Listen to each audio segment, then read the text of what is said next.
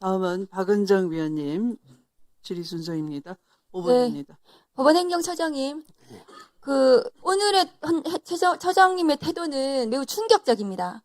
지난 2025년 5월 1일 대통령 후보에 대한 판결에 대해서 국민들이 판단하실 거다. 아까 그렇게 말씀하셨는데, 국민이 이미 판단했어요. 그것이 사법 쿠데타라고요. 그래서 국민이 선택했습니다. 지금 그 대통령 선거에서요. 그러면은 그 이례적인 판결, 말도 안 되는 모든 절차들을 다 무시한 그 판결에 대해서 반성하고 오셨어야 돼요, 여기에, 이 자리에. 그런데 오셔가지고 아무런 반성 없이 반성하지 않으면서 그렇게 답변하시는 건 국민을 무시하는 처사입니다. 반성하지 않는 사법부에 대해서 국민들은 냉정하게 판단할 겁니다. 조희대 대법원장으로 인정 안 해요. 많은 국민들이요, 지금. 그런 국민들의 분노에 대해서 처장님께서는 지금 그 법원을 대표해서 이 자리에 나와 계신 거잖아요. 그런데 그런 답변하시면 어떡합니까? 이게 지금 민주당 의원들이라서 지금 분노하는 게 아니에요. 국민들이 분노하는 겁니다. 그리고 지금 국민들하고 싸우시겠다는 겁니까? 그 판결이 얼마나 말도 안 되는 판결이었는지 대통령 후보가 없어질 뻔한 겁니다. 그 후에 국민의힘의 그 우스꽝스러운 양상들 보세요. 후보를 바꿔치기 하고 민주당 대통령 후보가 없어졌으면은 저 당에서 누가 됐겠습니까? 그러면은 내란을 옹호하는 그런 대통령 후보가 국민의힘에서 나와가지고 이 나라가 어떻게 됐겠습니까? 반성을 하셔야 돼요. 그런데 지금 법원이 지기현 판사가 형사소송법을 정면으로 위반해서 내란 수계를 풀어주더니 우인성 판사는 지금 김건희에 대한 재판에서 공범들에 대한 확정된 판결하고 정면으로 배치되는 판결을 했습니다. 공소시효와 관련해서요. 그리고 나서 또 어제는 충격적인 발언을 하더라고요. 특검법에 6개월 내에 재판을 끝내야 된다는 그 법을 정면으로 본인이 위반하겠다. 특검이 신속하게 재판해달라고 하니까 그런 거 왜 물어보냐. 6개월 내에 재판하지 않아도 되는 겁니다. 우인성 판사는. 특검법이 6개월 내로 재판하도록 되어 있습니다. 그런데 본인이 법을 위반하겠다고 지금 당당하게 얘기하고 있어요.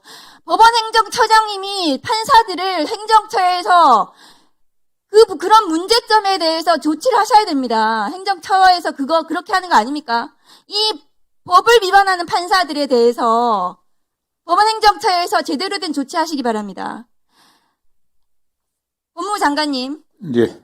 검찰개혁 법안 진행 상황에 대해서 제가 간단하게 물어보겠습니다. 네. 정부안이 지금 제출이 된다고 하셨고 조직법으로 공소청법, 중수청법 먼저 통과하신다고 하겠다고 했는데 공소청의 검사가 수사권을 가지는지는 굉장히 중요한 거고 그러한 권한의 유무가 확정이 돼야 조직이 나오는 겁니다. 그 형사소송법에 수사권에 관한 규정이 먼저 논의가 돼야 되는 겁니다. 그래야 조직이 나오고 인력이 나오고 예산이 나오고 배치가 나오는 거지 조직법만 덜렁 통과시키고 수사권은 나중에 어떻게 되는지 나중에 논의하겠다는 건 그것은 앞뒤가 잘못된 것이고요. 화면 올려주세요. 최근에 대통령 신년 기자회견에서 공소시효 이틀 남겨두고 송치하는 경우에 예외적 보안 수사권에 대해서 말씀을 하셔서 수사 준칙이라는 게 있습니다. 검경 상호 협력에 관한 준칙에 공소시효 어떻게 검경이 협력하는지 규정이 되어 있어요. 검찰에서 공소시효 이틀 남겨두고 송치하는 사례가 없어요, 실무적으로. 제가 있냐고 물어봤더니 검찰이 자료가 없다고 했습니다. 저한테 자료 못 내놓고 있습니다. 그런데 대통령이 저렇게 말씀하셔서 그런 사례가 설사 있다 하더라도 저렇게 협력해서 실무적으로 처리하고 있습니다. 다음 보여주세요. 보안수사 요구를 하는 경우에 추안이라는 제도가 있습니다. 다음 거 보여주세요. 추안이라는 건 뭐냐 하면 저렇게 기록이 왔다 갔다 하지 않고 기록이 검찰에 있는 상태에서 킥스 통해가지고 저 별지 추안 요구서에 따라서 공소시효 만일에 이틀 남겨둔 사건이 만일에 있더라도 저 추안 요구서에 검사가 질의서를 붙여서 그대로 킥스로 내일 보내면은 경찰이 수사해서 몇 시간 내로 보내줄 수 있습니다. 경찰이 저 사건을 기소하겠다고 보냈기 때문에 저 수사를 경찰이 제일 잘하는 거예요. 피의자 참고인 연락도 훨씬 더 많이 경찰이 제대로 할 수 있습니다. 그러니까 공소시효와 관련해서 임박해서 송치하는 사건은 주안이라는 제도로 충분히 해결이 가능하다. 저런 해결 1분만 더 주십시오.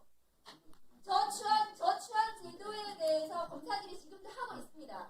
그러면 공소시효 임박하는 사건에 대해서 검사들이 그런 사례도 없지만 그런 보안 수사건이 반드시 검사가 행사하지 않더라도 해결할 수 있는 해결책이 있습니다. 그런데 장관님께서 그 자리에 앉으셔가지고 검사의 보안 수사권을 행사해야 되는 이유로 공소시효 임박 사건을 말씀하시면 안 되고 수사기소 분리라는 검찰 개혁 법안을 통과시키는 데 있어서 그러면 제도적으로 무엇을 보완해야 되는지를 개혁적인 검사 인사를 통해서 개혁적인 검사들하고 그 제도적인 보완책을 장관님께서 마련하셔야 됩니다. 장관님께서 검사들을 대변하라고 그 자리에 계시는 게 아니고요.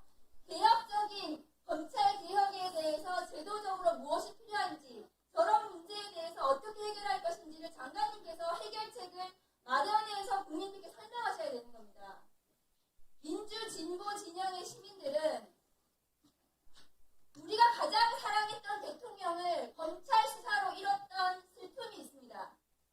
그 상실감을 언제나 기억하시고 검찰 개혁에 대해서 책임감 있게 해주셨으면 좋겠습니다. 예, 저는 의원님 좋은 말씀 감사드리고요. 수사기소의 확실한 분리라는 대원칙에 손상을 가겠다는 생각은 1도 없습니다. 그리고 다만 정부 안에 아시겠지만 총리실에 지금 어쨌든 TF 구성돼 갖고 같이 의논들 하고 있습니다. 그리고 저희가 지금 인사도 말씀하셨지만 할 수 있는 한 물론 어떤 분이 개혁적인 검사인지 개혁적이지 않은 검사인지 제가 또 양단을 나눌 수는 없습니다. 다만 그래도 검찰 개혁에 같이 할 수 있는 그런 분위기를 조성하려고 저희도 최대한 노력을 다 하고 있고요.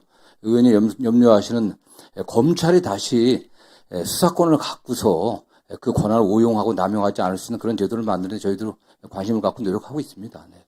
보안 수사권은 수사권이기 때문에 수사권을 검찰에 남겨두는 한 그 상황은 되풀이됩니다. 그런데 지금 보안 수사권을 남겨두겠다고 하는 저런 사례들이 사실상 실무에 있는 제도적인 보완책이 충분히 있는데도 불구하고 수사권을 남겨두는 이유가 되어서는 안 되는 거죠. 예. 저런 해결책을 장관님께서 실무적으로 무엇이 시행되고 있는지를 찾아보시고 제도적으로 마련해가지고 그것을 국민들께 설명을 드리고 제도 관습을 마련하셔야 되는 겁니다. 예, 저희도 다양한 의견들을 준비해갖고 TF에 제출하고 있고요. 저는 보안 수사의 방점에 보완하는 점, 경찰 수사의 미진한 부분들, 그걸 어떻게 보완할 건지 저는 늘 그렇게 표현했습니다. 그래서 그 여러 형태가 있겠지만 의원님께서도 많은 또 의견을 주시고요. 저희도 그런 면에서 의원들 염려하시는 검찰이 다시 권한을 남용해갖고 할 수 있는 그런 상황이 오지 않게 또 최선을 다하도록 노력을 하겠습니다. 네. 그것이 보완이 될지 남용이 될지 알 수 없는 것이 수사권입니다. 네. 그 보완은 경찰을 통해서 보완 수사 요구를 통해서 충분히 가능합니다. 그렇게 가능한 제도적인 장치들을 장관님께서 마련해야 되는 것이 국민 주권 정부의 검찰 개혁을 하는 장관님의 역할입니다. 일단 저희들도 의견을 내고요. 일단 경찰이나 어쨌든 정부 안에서 여러 가지 또 교수들하고 자문단하고 같이 논의를 좀 더 진척시키도록 하겠습니다.